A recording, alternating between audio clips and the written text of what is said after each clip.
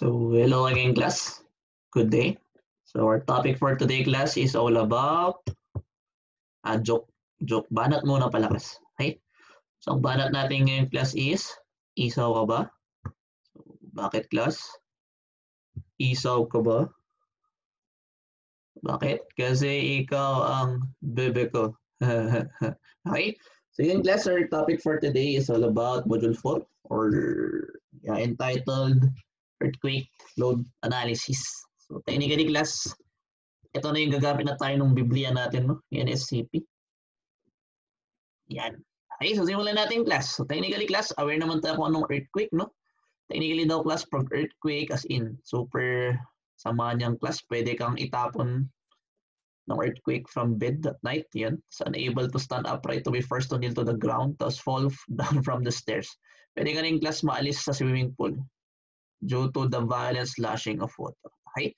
So as an engineer class or as engineers, technically parang ang ginagawa natin class is yan, make ways to make the structure safer. In a way, class na parang yun, inaalis natin class yung shortcomings ng design ng structure. Okay? Due to yung seismic events. Yan. Okay? So parang yun yung gagawin natin class. Parang ang gagawin natin class is i-reinforce natin yung structures para technically ma-lessen yung damage or yung death due to earthquake. Okay? So technically class yun yung pinaka-purpose ng earthquake natin. So kung titignan nyo class, the purpose of succeeding earthquake provisions is primarily to design seismic resistant. So technically class, in a way, mahirap kasing mag-design class ng earthquake proof. Okay? So at least class, yung design natin medyo earthquake resistant. Okay? To safeguard against major structural damage that may lead to loss of life and property. Okay? So syempre class, before any discussions or like definition of terms muna tayo.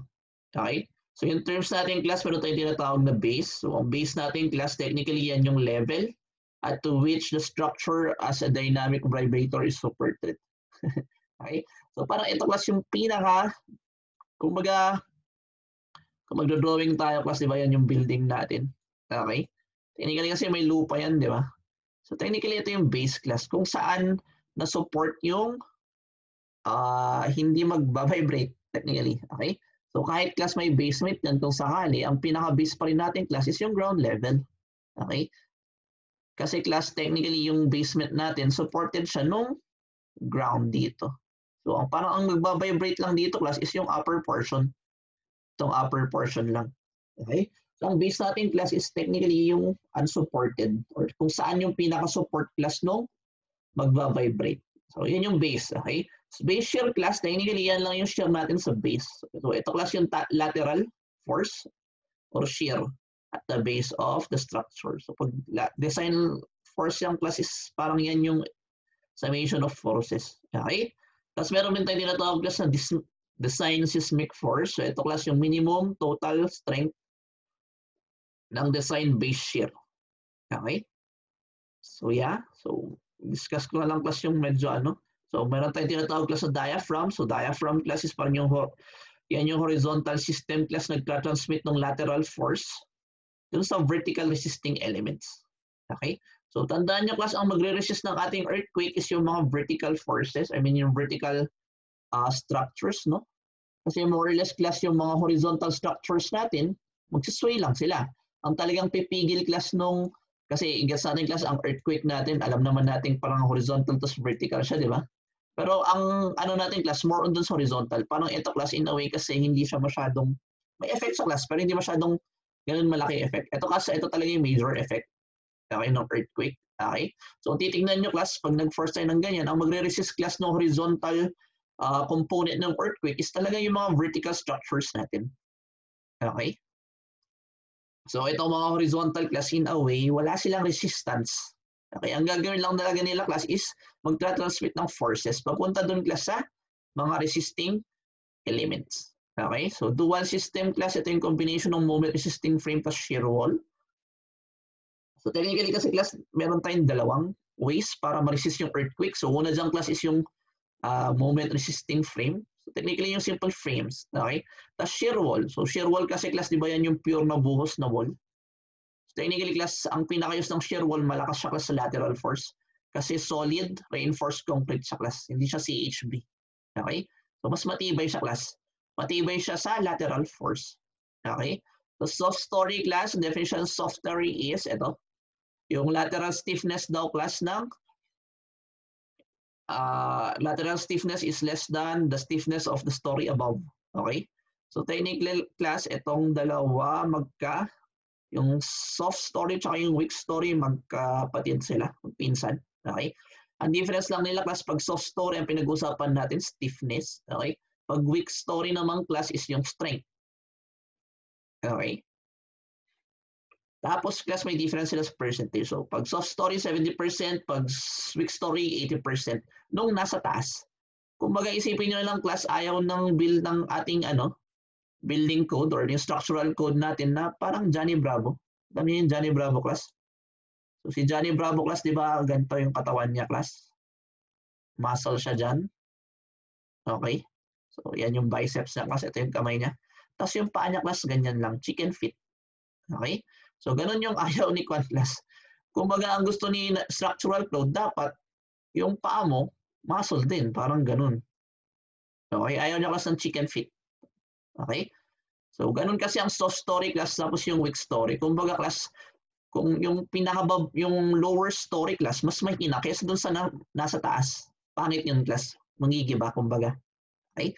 Kumbaga kasi class, ang magsusupport kasi ng upper story, yung nasa baba niya. So, supposedly class, yung lower story will always be stronger and stiffer than those above them. Okay? So, story class, the definition of story is, ito yung space between yung story X tapos yung nasa taas niya. Story X is the story above X. So, technically class, pag meron tayong ground floor, ang ground floor story natin class ito. Okay? So, story drift class, ito yung lateral displacement ng story. Drift ratio, i-divide mo lang class yung story drift divided by the story height. Okay? So, story shear class, yan, ito lang class yung shear natin dun sa story in consideration. So technically class, may difference in a way. Hindi naman super different, pero maganda yung differentiate natin class yung forces, tapos yung shear. Okay? So ang difference class ng forces sa shear, so ang force class yan yung, as in yan yung lateral force. So kung titignan natin class, ito yung second floor, no? So nagtitipid ako ng so gamitin na natin pointer. So ito yung force class. So force class, ito yung parang lateral loads ng building. Okay? Ang shear naman natin class, technically ito yung shear. Yan.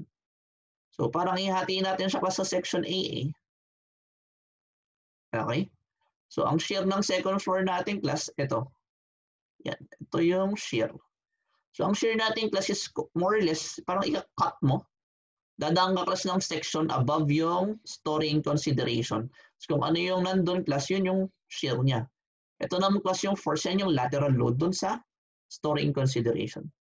So more or less class, itong dalawa medyo pinsan naman sila. May relationship, okay?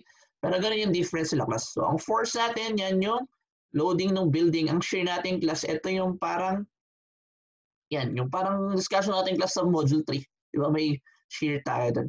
So parang ito class yung force dun sa buong story, yung columns, dun sa story na yun. So yung second column story. Yung second story columns. Okay? Yun yung parang resist nila class para hindi sila mahati sa dalawa. Yan yung shear. Okay? So that's it class for our definition of terms. Okay? So move tayo class. So technically class dapat, so ito palakihin ko lang class para mas kita, no? Technically ang earthquake load analysis class, madali lang siya. Bakit siya madali class? Kasi wala ka ng super analysis. Okay? Kumbaga class, ang procedures natin sa earthquake load analysis is procedural. Okay? So pag sinabing procedural class, basta alam mo kung ano yung procedure, hindi ka mawawala, dire-diretso ka lang. Kung basta alam mo yung procedure, ano yung formula, direct sub ka lang class hanggang sa matapos. Okay? Kaya siya madali. Okay? Wala ka nang i-analyze. Hindi ka na mag-iisip class kasi susundan mo lang yung procedure. So ito yung procedure natin class. Technically yung procedure natin class na isa siya, 1, tapos 2, tapos 3. Sige, 4, 5, tapos 6. Okay? So yung 1 natin class, ito yung tinatawag nating design data. So kailangan mo class kunin kung ano yung design data, ano yung mga given, kumbaga. Okay? Yung second natin class yung blue, ito naman yung mga factors. So gamit class yung nakuha nating design data, meron yung different coefficients tsaka factors. Okay? So nakuha na natin class yung design data, tapos kung ano yung mga coefficient na yung class, pwede na tayo mag-compute. So ang una natin i-compute class is yung tinatawag natin kung base share. Okay? So pag nakuha natin yung base share class, again, ito yung share class sa pinaka-base. Okay? So pag nakuha natin yung base share class, diretso na tayo sa yan. I-distribute natin class yung nakuha nating base share vertically. Okay? So pag yung vertical distribution na to class, ang makukuha natin, ito na ngayon class, yung mga forces, so kung yung F, no? Ito na ngayon class yung forces dun sa mga iba't ibang story. So makukuha natin class yun. So yung base share na yan class, hihiwalay natin. Kung 2-story yun class, ihiwalay natin class dun sa second story. Tapos yung roof beams. Okay? So pag nakuha natin class yung story forces, kung ano yung loading per story, kailangan natin class i-distribute horizontally. Kung baga class dun sa story yun kasi meron tayong iba't ibang frames. Okay? So yung nakuha natin class na forces per story, i-distribute natin class dun sa frames. So meron kung makukuha natin class yung forces per frame. Okay? So after nun class, pag nakuha na natin yung mga forces horizontal at vertical, or like yung horizontal forces per frame, technically nakuha natin class lagi is horizontal forces, no? Pwede natin compute class yung earthquake load. So yung earthquake load na yung class, ito na yung E, ito na yung isa-substitute natin class dun sa mga load combinations. Gets ba? Okay? So para mas mag-gets natin class, medyo i-summarize ko, tsaka i-drawing ko na rin class para mas maintindihan natin. Okay? So again class, di ba, ang pinaka-galawan natin class or ang pinaka-procedure natin dito class is meron tayo ng design data. So yan yung first step natin class. Kukunin natin kung ano yung given. After natin makuha class yung design data, pwede na tayo mag-compute class ng factors and yung coefficients. Okay? After natin class makuha yung factors at yung coefficients, pwede na tayong kumuha ng base share. Okay? So ang next step natin class is yung base share. Okay? So pag nakuha natin yung base share class, again, i-distribute natin siya vertically. Okay? So vertical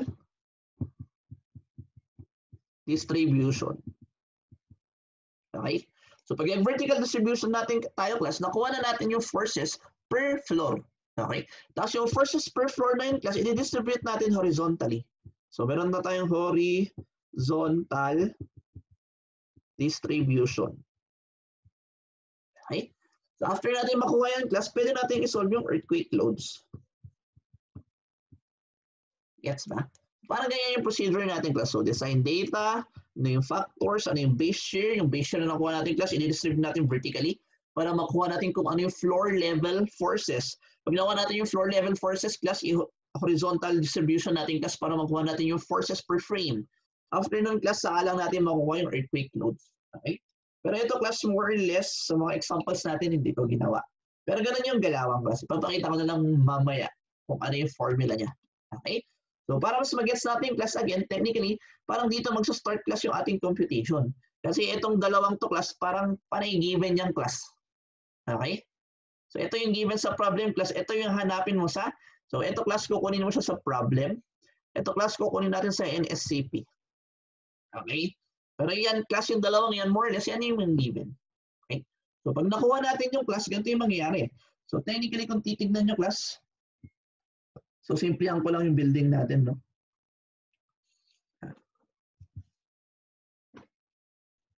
So yan. So kung wari class, simpleng 2-story lang yun sa atin. Yan. So ito class yung ground floor. Ground. Ito yung second. So ito yung roof beams. Okay? So ang una natin makuha class, base shear. So ang base shear natin dito class, ito. V. Okay?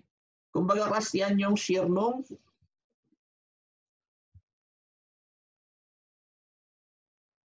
something ganun. So somewhere dito class, no? Andito class yung ating base shear. Okay?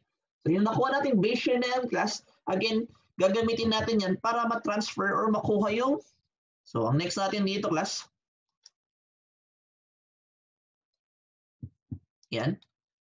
So, itong base share na to, class, i-distribute natin doon sa floor levels. Okay? So, kung titignan nyo, class, after natin magawa yun, so, andito na tayo, no? Vertical distribution, class. So, mangyayari dito, class, oh my gosh.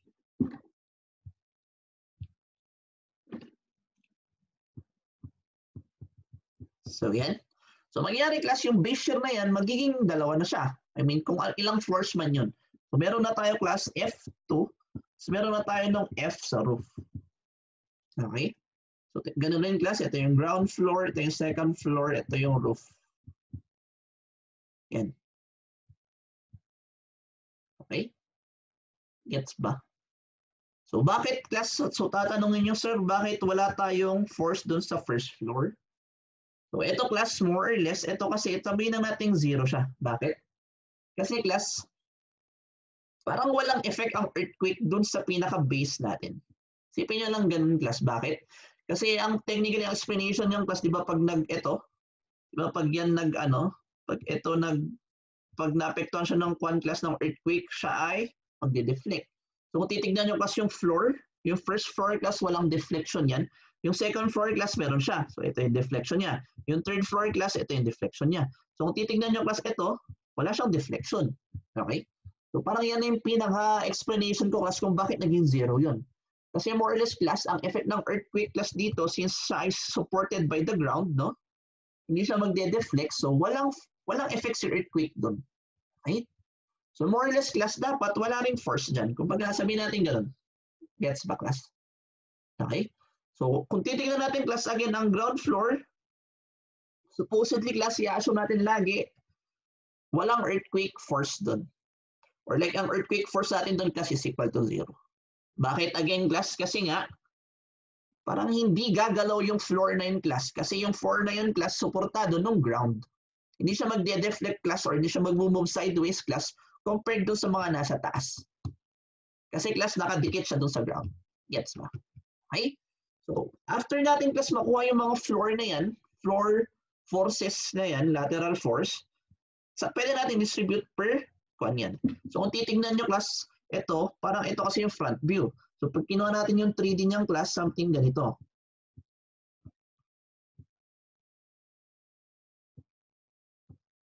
Diba? Parang ganyan yung class. Tapos ito class, supported by ground na siya. Kasi may drawing natin. Okay? Tapos class, kailangan natin i-distribute yan. So, pag distribute natin yung dalawang yung class, i-distribute natin siya sa frame. Isipin nyo class, again, ito, yan yung buong floor level. Okay? So, kailangan distribute ka. So, kung distribute natin yung class, parang ganito yung itsura. Yan. Tapos meron tayo doon. Tapos meron tayo dito. Okay? So, kung ito class, tatawagin natin grid A. Tapos ito class, tatawagin natin grid B. Okay? So, mangyayari na dito class, ito na yung ating force sa roof doon sa frame A. Frame A. Gets ba? Ito yung ating force, lateral force class sa roof doon sa frame B. So, kumbaga class, pag hiniwalay natin yan, ang itsura ng ito, magiging ganyan lang siya. So, kumbaga class, meron tayong dalawang frame. Ito class yung ating frame doon sa grid A. So, kumbaga ito yun class yan. Ito yun. Ito naman class yung frame natin class sa grid B. Okay? So, meron tayo dito class yan. So, kumbaga ito yung distribute natin class. So, ito yung F sa roof A. Okay? Dito naman class, ito yung ating force or lateral force sa second floor ay sa roof B. Gets ba? Okay? So siguro lagyan natin ng coding. So alisin natin, huwag natin gawing blue. Okay?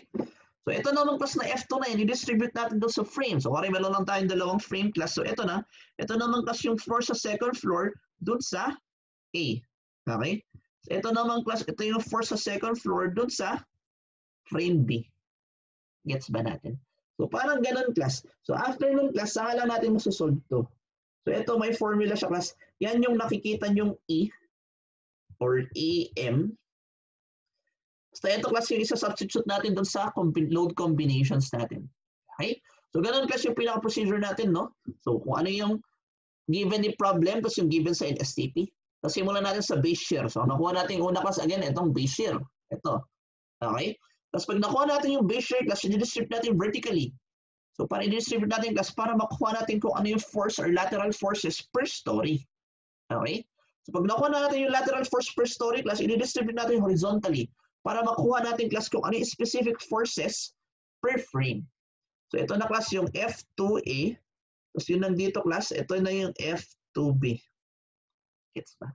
So, technically class, pag nakuha na natin kung ano yung forces per frame, yung ano yung earthquake forces per frame, pwede natin isolve yung frame.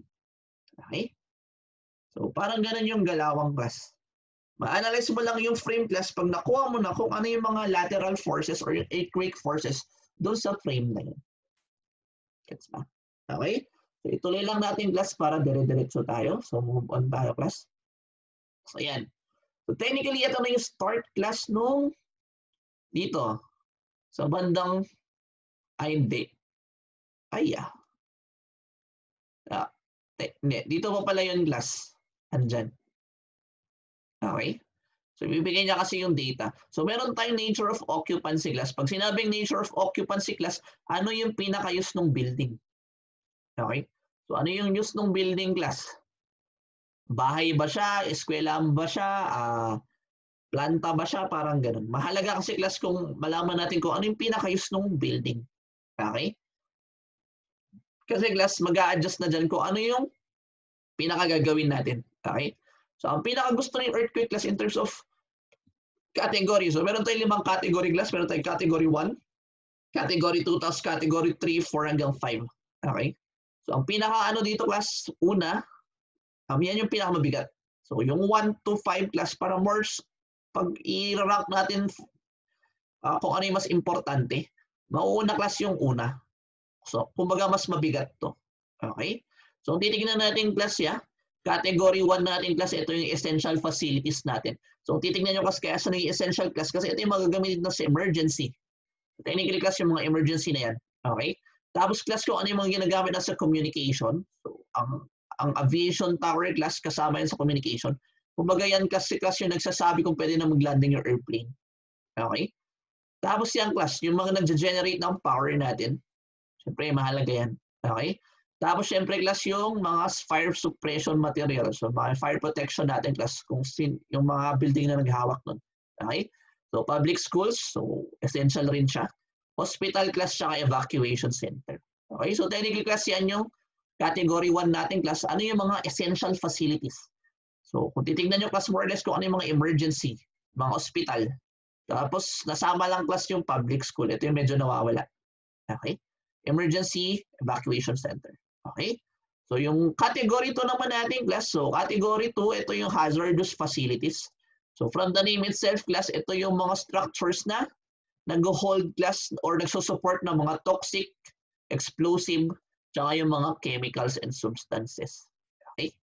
So, basta yung mga hazard chemicals class, yung pumuputok, tsaka yung nakakamatay. So, yun yung category 2 natin, hazardous facilities. Okay? So, yung third naman natin class, category 3, ito naman class yung special occupancy structure. So, bakit siya naging special class?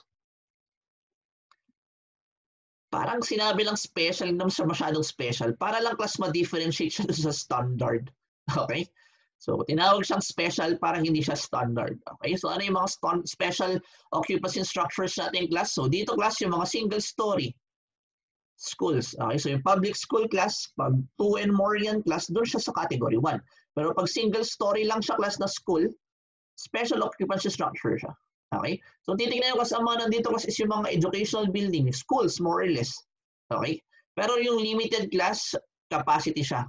More or less yung mga kayang i-house lang kasi ng mga 1 story. So, titignan nyo kasi may mga capacity yan, no? Yung mga 1K, may 300 tayo. So, kung titignan nyo class, puro education, eskwelahan. Institutional class, ganun din. Institution, parang paano rin yan class. Okay? Tapos, mga mental hospital. Yung mga kulungan, kumbaga. Okay? So, yung mga kulungan class, kasama yan sa special occupancy structures. Tapos class, lahat daw ng structures with more than 5,000 persons as capacity. Okay? So yan yun. So more or less class, yung sunod natin class yung category 5. So ang category 5 natin class, ito yung maliliit lang. Maliliit and away class na parang yan. Mga garage lang, parking, yung mga ganun. Tapos yung mga sheds, yung mga chipipay lang class. Pati nga yung mga bakod na more than 1.5 feet. Okay? So lahat class na wala sa category 1, 2, 3, tsaka yung 5, ito na yung category 4 natin. Tinatawag natin class na standard occupancy structure. So yung 5 natin class is yung miscellaneous, yung maliliit lang. Okay? So yung wala dun sa 4 class, ito na yung standard natin. So kung titignan yung definition natin class is all structures or housings not listed in categories 1, 2, 3, tsaka 5. Get ba? Okay? So again class, medyo i-simplify natin. So categorize natin class or i-summarize natin. So i-erase ko muna yung board. Okay? So again class, in terms of occupancy, so again, ang occupancy class is parang ito yung kung saan ginagamit or ano yung function ng building. So meron tayong 5 categories. Okay? So meron tayong category 1 class. Yung category 1 nating class, ito yung essential. So essential facilities. Okay? So yung category 2 nating class, ito yung hazardous.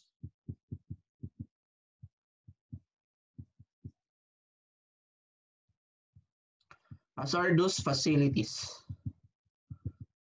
Okay? Category 3 natin class, ito naman yung hindi standard kasi special. Okay? So special and structures na lang tawag natin. Okay? Category 4 class, more or less, ito lagi nagfo-fall. Ito naman na class yung hindi special kasi standard.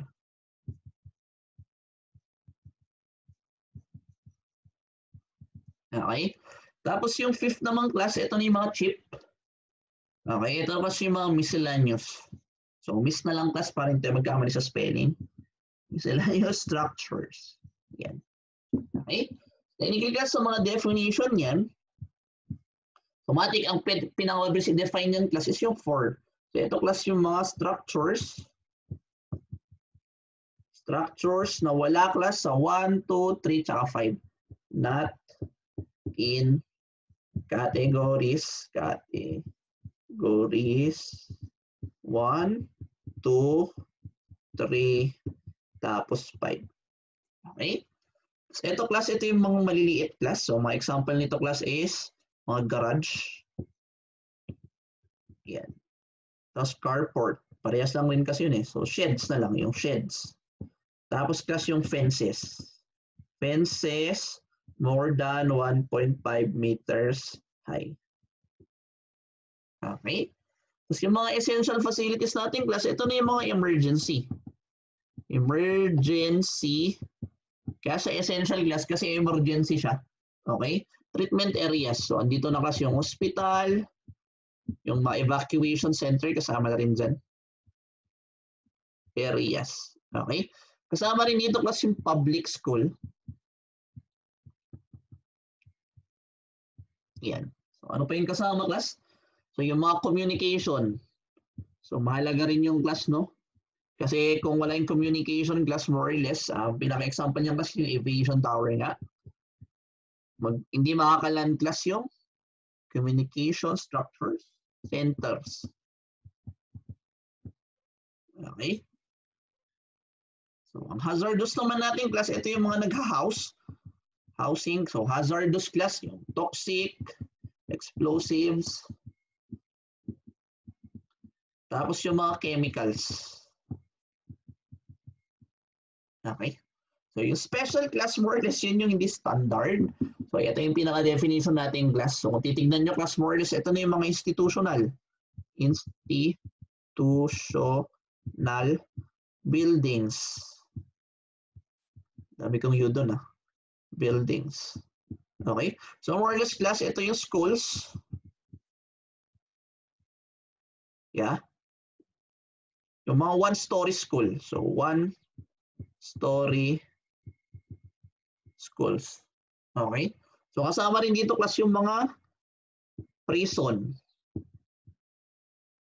So, ang prison class kasama na dyan yung mental hospital kasi more or less, di ba yun yung kulungan class ng mga mentally insane. Okay?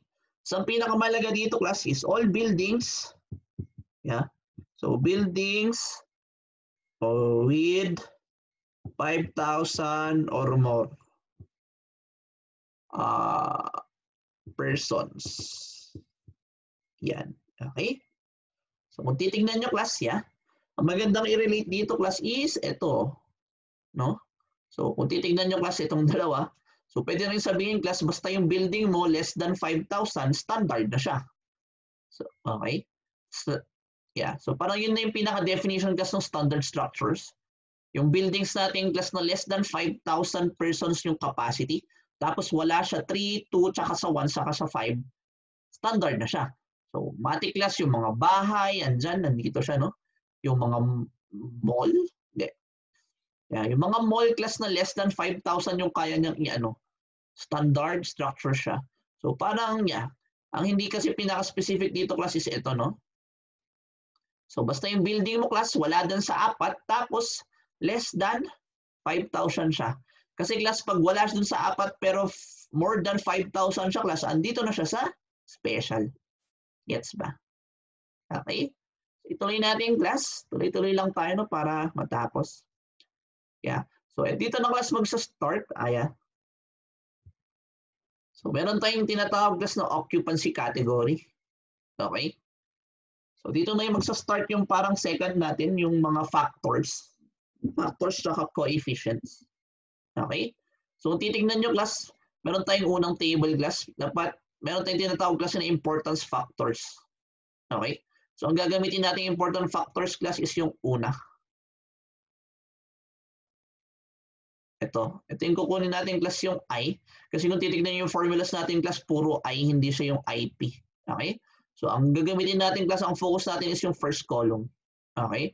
So, ang kailangan lang natin dito class, dapat alam mo lang kung ano yung category niya. Pag alam mo yung category mo class, malalaman mo na rin kung ano yung importance factor or yung I niya. Okay? So, next class, meron tayong tinatawag na soil type. So, technically class, yung soil type mo, makukuha mo siya class, yung soil type natin class, palalaman mo through geotechnical tests. Okay? So more or less sasabihin naman sa problem class kung ano yung soil type mo. Okay? So yan. So depende class, ito yung sasabihin kung ano yung description class. So magko-conduct sila class ng geotechnical evaluation. Magte-test sila ng mga soil. Tapos may lalabas na result. So ang lalabas na result class, ito yung second column. Okay? So kung ano yung lumabas sa result class, doon mo na kukunin kung ano yung soil type niya. So, ang soil types natin class, meron tayong, yan. Okay, meron tayong A, B, C, D, E, at F. Okay? So, kung titignan nyo class, baka malito kayo ano yung mga nandito. So, yung mga nandyan class, parang ano lang yan, add-ons, additional info. Okay? So, kung titignan mo class, makikita mo kung saan number. So, kung anong number yung nandun class, yun yung tinutukoy niya. Okay? Babalikan natin yung isa kanina kasi mas madami dito. Kung titignan mo class, yung number 1 na yun, nagko-correspond class dito sa number 1 na to. So, yung number 2 na to class, nagko-correspond siya. Hanapin mo yung number 2. So, ito yon. Okay? So, ganun lang i-interpret class yung mga additional info. So, yung number 3 class, no? Kung titignan nyo yan dito. So, number 4 class, dalawa. Ito, tapos yun. So, itong 3 na to class, again, yun yung pinasinasabi niya. So, yung 4, ito. Okay? So, basta alam lang natin kasi yung NCP natin. Actually, ito dapat yung binabasa natin na araw-araw kasi andito lahat. Okay? Yan. Gets ba? Ituloy natin plus, class. Okay? So, tapos na tayo class sa soil type profile. So, again, class, ang kailangan lang natin dito class is anong type siya. Okay? So, after nun class, meron tayong tinatawag na seismic zone. So, meron lang tayong dalawang zones class. Meron tayong zone 2 to zone 4. Okay? So, yung zone 2 class, yun yung identify natin. Kasi ang zone 2 class, ito lang yung Palawan, Sulu, Tawi-Tawi. Yung tatlong yun lang actually. Yan lang yung zone 2. So, location yung pinag-uusapan natin, no? Okay? Tapos the rest class, so yung hindi Palawan, hindi Sulu, hindi Tawi-Tawi, zone 4 na siya. So, para mas maintindihan nyo class, ganito yung tsura. Yan. So, Palawan, Sulu, Tawi-Tawi class, zone 2. The rest class, zone 4. So, yun yung basis class ng zone 2 sa zone 4 class. So yan. So may values tayo na ang gusto lang natin class sa zone is yung Z or yung seismic zone factor. So pag zone 2 class, 0.2. Pag zone 4, 0.4. Okay? So paano class yung basis nila nung line na to? So kung titingnan nyo may line, no? Anong basis class nung line na yan? Ito yung basis natin class. Kung titingnan nyo class yung line na yun, ito yun. So lahat class nung walang blue, zone 2. Lahat class nung may blue, zone 4. So ano ba yung blue na yun? So kung titignan nyo class yung ating legend, yung blue na yan class, yan yung fault lines. Okay? Kumbaga class yung fault lines na yan, dyan nag-occur yung earthquake. So the nearer to the fault class, the more or the stronger the earthquake is. Okay? Gets ba? So again class, no, yun yung nag-dictate ng zone 1, tsaka, yung zone 2 tsaka zone 4. Zone 2 class, walang earthquake faults or like, yeah, yung fault lines. Okay? Zone 4 class yun yung may fault lines. So zone 2 natin tatlo lang, Palawan, Tawi-Tawi, Sulu.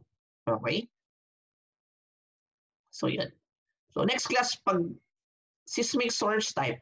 So technically class, pag zone 4 ka, meron tayong tinatawag class na seismic source type. Okay?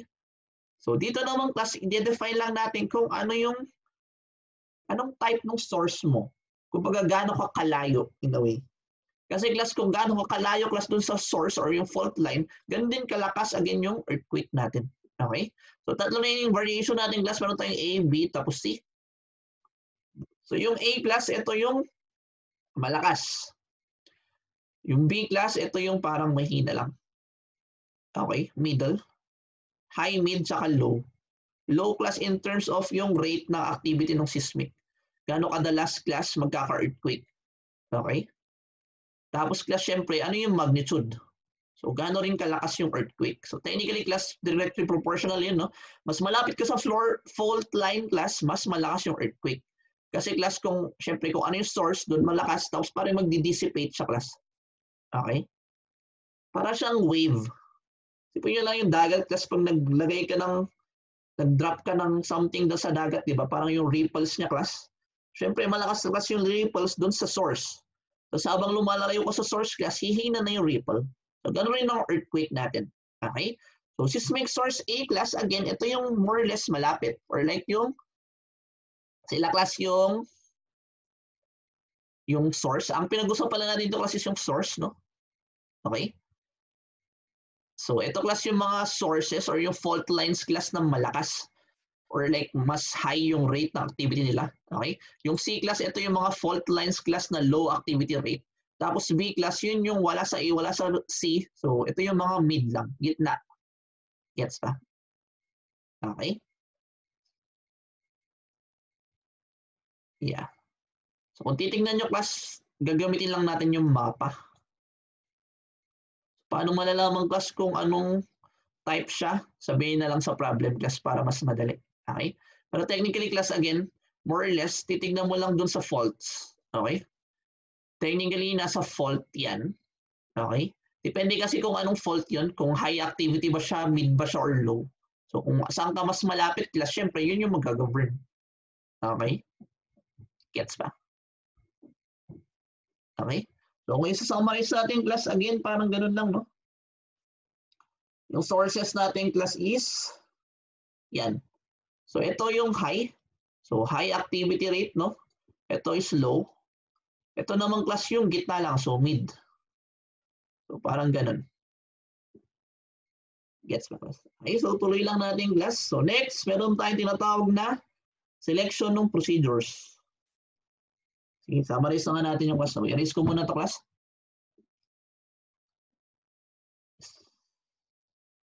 Hindi na.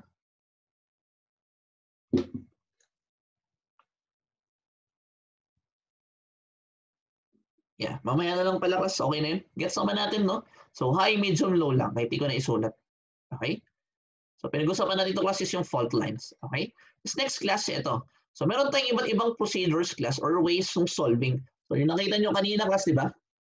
Titingnan nyo yung kanina, yung ating procedure class.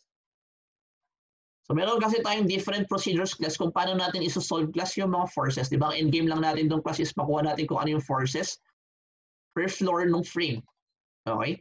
So kung titignan nyo kasi dito, nahati siya actually sa dalawa. Sa pag-compute class ng base shear, meron tayong dalawa. Meron tayong tinatawag class na static, simplified static, tapos yung static. Okay? So kung baga class, meron tayong different ways. Okay? So ibalik natin.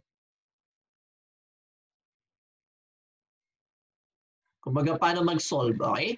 So actually class, hindi lang dalawa. Meron tayong tatlo. So meron tayong class ng simplified static, tapos meron tayong static. Okay? Tapos meron rin tayong class ng dynamic. Okay? So technically, kung titignan nyo class, andito yung coverage ng mga yun. Andito yung coverage ng mga structures natin. Ay yung mga procedures natin. So kung babasahin natin class yung simplified static clause na nag-a-apply daw to class sa not more than 3 stories. Okay? Excluding yung basements. So titignan nyo class, ini-exclude talaga natin yung basement class. In-explain ko na kanina, no? Kasi class more or less, itong mga basements na to, technically hindi siya affected ng earthquake. Kasi class, diba, suportado siya nung ground. Hindi siya parang wala siyang deflection. Wala siyang displacement. Okay? So lahat ng basements class, assume natin, hindi talaga siya kasama. Kumbaga wala tayong ilalagay na force doon, hindi na natin siya isasama. Gets ba? Okay? So titingnan mo class, ang definition is simplified, dapat not more than 3 stories, tapos not more than 2 stories. Okay? So ito na yung govern natin class. Ito yung gagamitin natin. Dapat not more than 2 stories. Okay? Kasi ito yung pinaka-general, kumbaga. Tsaka para hindi kasi ito nag-a-apply class pag nandun. Kumbaga ito yung nag-govern. Ito yung magsusupersede. Okay? So basta yung building natin class, 2 stories and below, simplified na yung gamitin natin class. Simplified class kasi ito yung simplified version nito. Mas maiksi kumbaga. Mas madali rin. Okay? Tapos titignan natin class, ito naman yung mga pasok sa procedures no? Static lateral force procedure. Okay? So parang hatian lang natin class, pag 2 stories and below, simplified tayo. Pag more than 2 stories class, static tayo. Okay? Pero kung titignan nyo class, meron pa tayong dynamic. So kung titignan natin class, ang dynamic, pwede talaga siya sa lahat. So ito talaga class kung titignan nyo, no? For all other structures. Pwede talaga siya class sa lahat ng buildings. Okay? Pero kung i-discuss kasi natin class, kung titignan nyo sa NSCP, yung dynamic analysis procedure natin class, malala. Kumbaga, hindi nga siya problem solving. Hindi, wala siyang formulas and all. Okay? Kumbaga class, gagamit ka ng mga yan. So kung titignan nyo kasi, ito yung gagamitin natin. Meron tayong tinatawag na response spectrum analysis. Okay? Meron tayong time history analysis. So kumbaga class, masyado siyang complicated. Kaya rin sa class, pwede sa lahat. Okay? So tayo class, mag-dwell lang tayo dito sa dalawa. Mag-dwell lang tayo class sa static, tapos sa simplified static. So ang hatian natin class, pag 2 stories and below, simplified static tayo. Okay? Pag 3 stories and above class, static na tayo. Okay? Pero kung titignan nyo class, medyo may ano tayo. Dapat class yung stories and below mo class, under 75 meters. So kung titignan natin class, ang 75 meters divided by 3, 25. Mga 25 stories tayo dito. So siguro 3 stories to 25 class. Ito lang talaga yung kaya ni static. 3 to 25 stories lang dapat. Okay? So pag lagpas na siya class ng 25 stories or 75 meters, dynamic na talaga. No choice na tayo dun. Okay? But then again class, ang di-discuss natin sa section na to, sa module na to class, itong dalawa lang. Okay? So kaya lang natin class hanggang 25 stories or 75 meters high. Gets ba? Okay? So kung isa-summarize natin class, so i-erase ko muna, no? So i-summarize natin class yung kanina. So meron tayong methods class in solving. Or tawagin natin procedures. Okay, mas maganda yung methods. So methods. Yeah, methods na lang. Okay? So again class, meron tayong tatlo, no? So una class, meron tayong tinatawag class na simplified, static. Okay? Tapos meron tayong class ng static. Tapos 3 class, meron tayo ng dynamic. Okay? So again class, yung dynamic natin, technically, pwede talaga to sa lahat. So all structures talaga to. Okay? But then again class kasi, Masyado siyang complicated. So, hindi na natin i-discuss yan. Okay? So, ang gagamitin lang na talaga natin class is itong dalawa. Ito yung i-discuss natin sa module na to. Okay? So, ang hatian lang natin dito class again, pag 2 or more ay less than 2 or less than 2, less than 3. What the heck? So, not more than 2 stories. Ayun pala yung word. Not more than 2 stories. Not yung building natin, inaalis natin class for earthquake load, not more than 2 stories, simplified static tayo. So, dito class, kapag more than 2 stories naman na class, static na tayo. Okay? So, ano class yung pinaka-difference nila? So, technically class, ito kasi, ito ngayong walang no soil test, technically. Kasi di ba kung babalikan natin class yung building code natin, or yung building design natin, pag kukuha ka ng building permit class, tapos less than 2 stories yung ating hindi tayo re-required class ng soil test. Okay, so no soil test to more or less. Kasi ang pinaka-ano naman dito class kung bakit na-simplify is parang isipin nyo lang class, yung mga 2 stories and below, wala talaga masyadong effect ang earthquake dyan. Okay, bakit class? Isipin nyo lang class, ganyan, no? Tapos ganito na yung building mo. Kumbaga class, hindi talaga siya magde-deflect, hindi siya mag-sway, wala siyang displacement. So, sobrang litong displacement ng floor mo dyan class, no? 2 stories na yan. May dumaang earthquake. Kumbaga walang effect yung earthquake mo kasi masyadong mababa kasi yung building. Hindi man lang siya mag-sway. Okay? Kaya class nabuo yung simplified static natin. Okay? 2 stories and above naman tayo class, more or less. Ito na yung pinaka-procedure natin. Gets ba? Okay? So, para ang difference nila class, ang procedures nito, so yung sa static class, kukunin lang natin yung base shear. Diba? Tapos, alam nyo na ng class, vertical distribution. Tapos, horizontal distribution. Okay? Saka natin class, pwede nang kunin yung earthquake loads. Okay? Ganyan lang kadali yung kay simplified. Para magkahindi naman tayo class pan si static. So, dito, ang pinakabago lang dito kasi si banda dito. Si simplified kasi classmatic, makuha mo na yung base shear. Kay static naman class, kukunin mo muna yung range. So, meron tayong V minimum, tapos yung V maximum. Okay? Tapos, isusolve pa ulit natin class yung VD. Design base shear. Okay? So, pag nakuha na natin class yung mga yan, saka na tayo magproceed doon sa vertical distribution. Tapos, horizontal. Saka natin makukuha class yung earthquake load. So, kung titignan natin class, ang pinaka-difference is dito. Okay? Kaya ito simplified class kasi, yan, mas simple class yung pagkuha, kumbaga matic siya, ganyan. Dito kasi class kay static, i-check mo muna kung pasok siya doon sa minimum tsaka maximum. Tsaka mo masasabi class na siya yung base shear. Okay? Tapos class, yeah. So technically yun naman yung difference. Okay? Gets ba class? So again class, yung dynamic, hindi natin kaya to, no? Kasi class in a way, class parang combination siya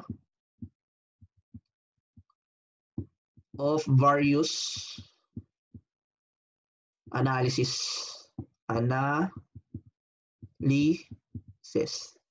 Okay? Hindi natin di-discuss to class kasi masyadong complicated. Wala man lang formulas. Kung ti-check niyo class yung ating NSCP. Gets ba? Okay? So, yan lang class. Focus lang tayo dito sa dalawa. Gets ba? Okay? So, tuloy-tuloy natin class. So, again, scrap yan. Ito yung discussion class ng ating dynamic. Okay? So, titignan nyo class. Ito yung discussion ng ating simplified. So, simplified talaga siya class kasi mas maiksi siya. So, yan. So, kukunin lang natin yung base shear. So, base shear class, no? So, ito na yung vertical distribution class. So, meron tayong formula dyan. Ito. So, meron din tayong horizontal.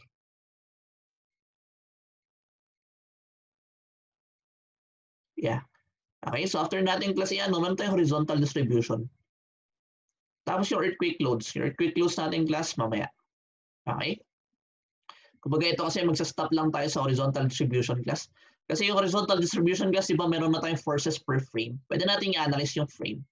Okay? So ito naman kasi yung sa static. So kung titignan nyo kasi ang bago dito is itong dalawa. Okay, so bago na rin kasi yung formula natin sa shear. So, solve natin itong shear na to class. Kasi check natin class kung pasok siya sa minimum, tapos yung maximum. Okay? So, ang titingnan nyo class ito, kapag zone 4 lang siya. Okay? So, pag zone 2 class, itong tatlo lang.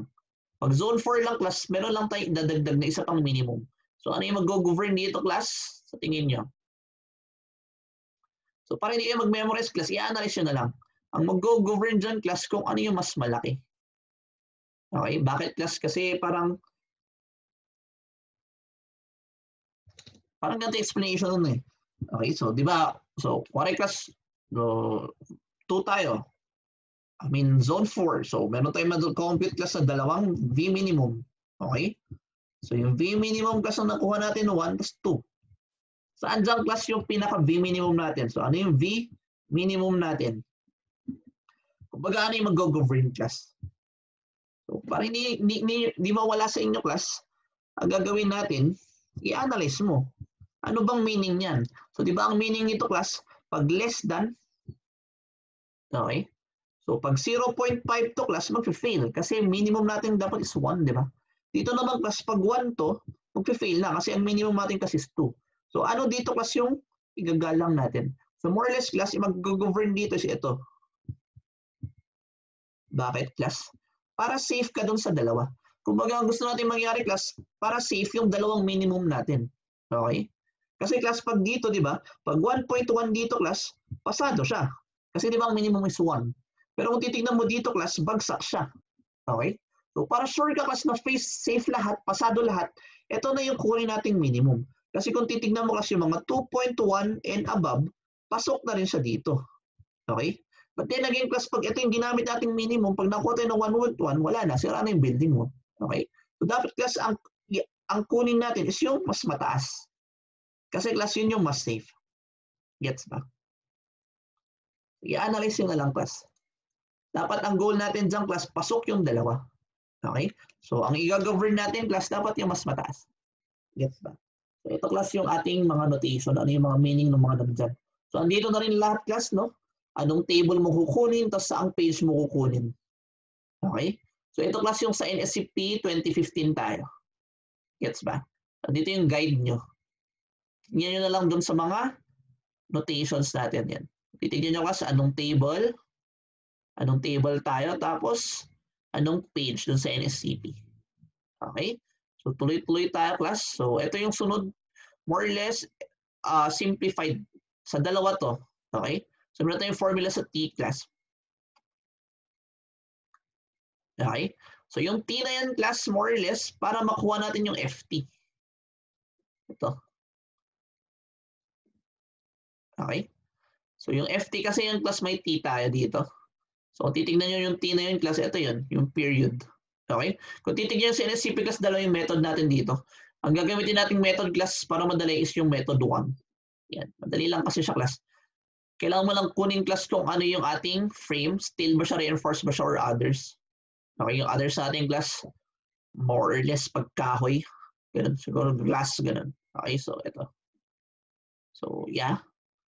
So, again class, nasa static na tayo, no? So, ganito class yung itsura ng vertical distribution niya. So, magiging mas komplikado siya class in a way. Halos parehas lang. Okay? Tapos yung horizontal natin class, kung ano yung discussion dun sa simplified, yun na rin yung sa static. Gets ba? Okay? So after nun class, meron tayong tinatawag class na configuration requirements. Okay?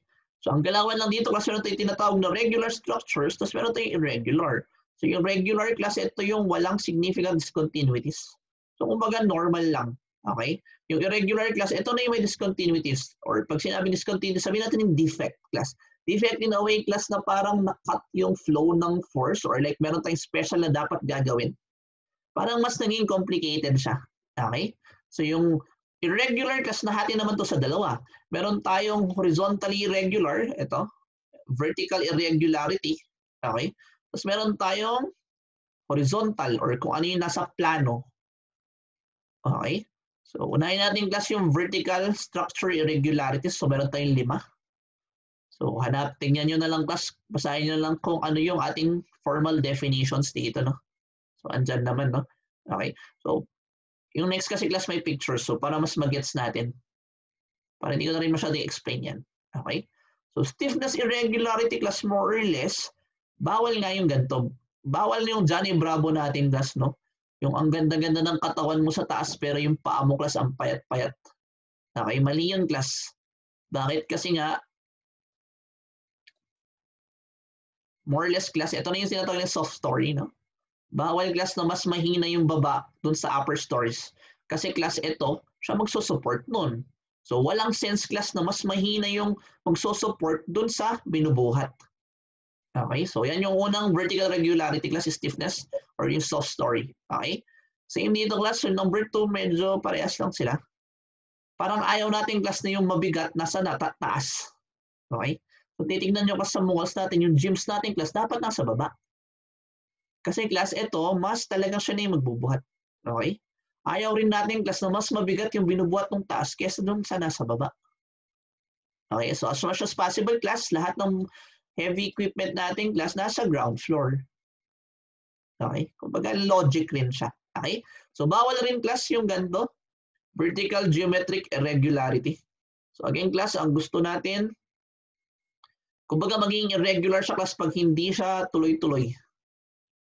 Okay? So para maging regular siya, class, dapat yung columns mo tuloy-tuloy hanggang roof beam level. Gets ba? So yung columns dapat natin, class, hanggang dyan. Yan. Columns mo dito, class, ganyan. Okay? So okay lang, class, na ganyan. So ang pinag-uusapan natin, class, pag earthquake, more or less wala tayong pakialam sa beams. Okay? Ang gusto lang natin, class, yung columns.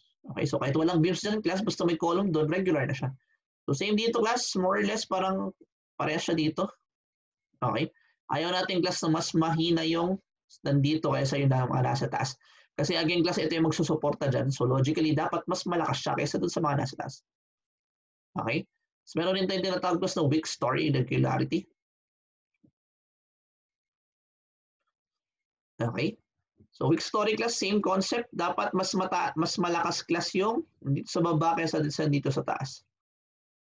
Okay? So anong nangyari dito, class? More or less kasi yung shear wall mo, di ba? Ang shear wall kasi, class, malakas yan. Ang ayaw niya dito, class, dapat daw yung shear wall natin. May shear wall rin tayo dun. So parang column na rin kasi ang labas ng shear wall. Okay? So pag shear wall ka dito, class, dapat hanggang baba may shear wall. Kumbaga dito, class, no? May column, dapat may column din. Okay? So shear wall dyan, dapat may shear wall rin dito. Okay? Ito naman, class, dapat may shear wall rin doon. Kasi ang hinahanap natin dito, class, maging regular yung structure natin. So pag may ganyan, class, walang shear wall doon, walang shear wall dito, isipin mo lang walang column doon, walang column dito, class, irregular na siya. Okay? Kaya pa rin namang i-analyze, class, pero more or less, yun nga, may special something na kailangan mo i-consider, class, doon sa analysis mo. Gets ba? Okay? So next, class, ito naman yung mga horizontal structure irregularities or irregularities sa plano. Meron ulit tayong 5, class, no? So basahin nyo na lang. Okay? So para for better understanding, class, tignan ulit natin yung example pictures. So una, class, torsional irregularity. So dito more or less, class, yung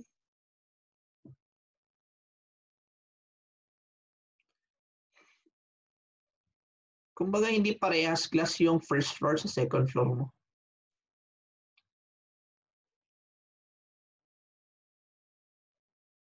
Okay? Kumbaga iikot yung building mo, class. Meron tayong angle dito. Ano yung cos nun, class?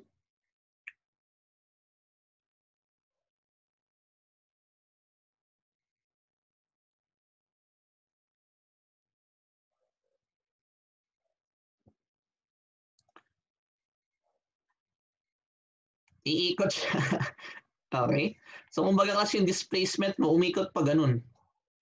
Okay? Imbis, class, na diretso siya. Kumbaga dapat, class, ito, walang angle dito. Okay? So may torsion tayo. Sabi na lang sa problem yun. Okay? So next, class, is yan. Meron tayong reentrant corner irregularity. So meron din tayo, class, nung diaphragm discontinuity irregularity. Okay? Tapos, class, meron tayong out of plane offsets. Okay? So meron tayong, class, nung non-parallel system. So more or less, class, ito na yung columns. Yan. Okay? Binasa dito. Kaya basahin nga natin yan. So again class, torsional irregularity class, parang may torsion. So supposedly class, yung deflection, displacement mo class. So yung displacement natin, no? Yung pag nagganyan. Hindi siya linear class kasi iikot pa siyang ganun. Okay? Reentrant naman class, yeah. Kaya nyo na lang. Okay? Tignan yung pictures class. Pag binasa nyo kasi yan, makita nyo sa picture, andyan na yung pinaka-definition niya. Okay? So after nung irregularity class, so may difference yung class, no? More or less, ang pinaka-gusto natin class is yung, yeah, kung may column sa first floor class, dapat hanggang rooftop, may column rin. Okay?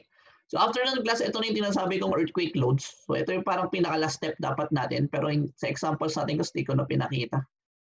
Ito. Okay? So ang kailangan lang natin class, makuha mo lang yung horizontal tsaka vertical components class nung earthquake. Okay? Kasi pag nakuha mo yung horizontal sa earth, yeah, makukuha mo yung E, makukuha mo yung EM class. So ito class yung mga isasalpak mo dun sa load combination. So andito class kung ano yung meaning notations. Yan. Ito. Yan yung mga notations natin. Okay? So medyo ito yung madugo. So may mga RMAX pa kasi yan class. Isa lang yung nilagay ko pero marami pa actually yan. Okay? So ang solve mo dun class again is yung E tapos yung EM. So ito na class yung isa-substitute natin dun sa ating load combination. Diba? Ang pinakasikat na load combination class yung 1.2 dead load tapos 1.6 live load. So pag kinonsider natin yung earthquake class, ito rin yun. So kailangan lang natin i-solve class kung ano yung horizontal at vertical component. So kung titignan natin class yung horizontal component, kailangan mo lang i-solve yung base shear. Pag na-solve mo yung base shear class, more or less, ito na yung EH. Okay? Tapos naman class yung vertical component, yeah, more or less, pwede yan maging 0. So pwede siyang maging 0 class, depende kung ano yung gamit mong procedure. So allowable stress design ka class or strength design. Okay? So again class, pag nakuha mo yung E, yun na yung isa-substitute mo dun sa load combination. So titignan nyo class, meron tayong 2 types of combination class, no? Pag gumamit tayo ng strength design or yung allowable stress design. So pag allowable class, meron tayong basic, tapos meron tayong special. Ay, hindi. Yeah. Meron tayong alternative. Tapos iba pala yung special class. Yan. Ito yung special. Gets ba class? Okay. Ay, summarize natin yung irregularity class. Okay. So kanina, diniscuss natin class, di ba yung meron tayo ng building configuration. Okay. So meron lang tayong 2 types dito class, no? Una class, meron tayong tinatawag na regular. So pinaka-definition natin class ng irregular, yung hindi irregular. So ang dinefine natin dito class is yung regular, no? So meron tayong dalawang irregularity class, meron tayong horizontal, meron tayong ng vertical. Okay? So ang pinaka parang ang pinaka main natin dito class dapat siguro para masabi nyo agad kung regular or irregular siya, no? So dapat class yung building mo, yung columns sa first floor, dapat hanggang yung columns mo, yung pa rin yung hanggang roof level. Yung hanggang roof beam. Or dun sa last floor. Okay? Pag hindi mo na-meet to class, irregular ka na more or less. Okay? So kung wari class, ganyan. Ganito class ang itsura ng regular. Pare-parehas class. Yung column mo first floor, dire-diretso hanggang last floor. Okay? Or hanggang roof siya. Pag hindi naman nangyari yung class, parang ganyan. Yan. So pag ganito na itsura ng building mo class, irregular na siya. Okay, kasi class na discontinue yung ating column doon. Kung bagay itsura ng frames mo class, hindi siya symmetrical or something. Gets ba? Okay? So yan natin dito class yung part 1 ng module 4. Sa next module class, sagutan natin yung example na tayo para mag-gets nyo class kung anong ginagawa natin dito sa earthquake load analysis. Okay? Thank you for staying class. See you at the next video. So i-end ko na class. See me at the next video. Thank you.